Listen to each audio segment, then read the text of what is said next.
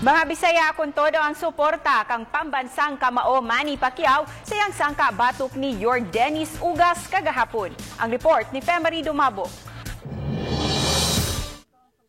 Alas 10 pagani sa buntag, ihay nag-atang sa ilang tasatag sa katelebisyon kining taga-lungsod sa Konsolasyon. Ang mga barbero usab sa dakbayan sa Subo ang nagkasinabot nga mag-abot sa usa ka shop aron dungan nga saksihan ang away ni Pacman batok sa Cuban boksidor nga si Yordenis Ugas. Samtang ang Subuanong 2018 featherweight champion, kinsa undercard kaniadto sa fight ni Pacquiao nga si Jack El Capitan Tipora. Tutok usab kaayo uban ang iyang kabanay.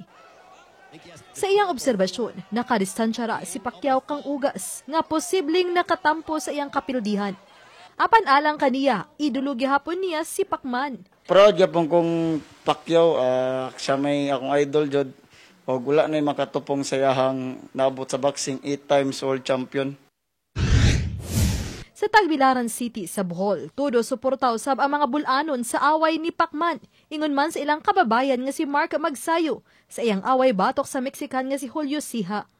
Adunay free live viewing sa Tagbilaran City Hall. Pero 50 ka tawo ra ang gipasod og kadtulang mga bakunado na batok sa COVID-19.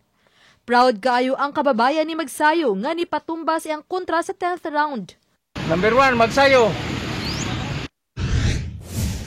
Samtang nagluhod og hugot nga nagampo ang inahan ni Pacman nga si Mami Junisha sud sa ilang kapilya sa tibuok sangka ni Pacquiao.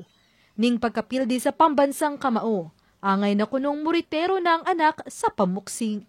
Ibig sabihin, og manalo, matalo, tanggap na nako. Di ba napildi si katatlo sa bunson? Nya ingon ko gusto ka bang madaog atong bawion, daog na. Nadaog siya ka upat pod. Ano na?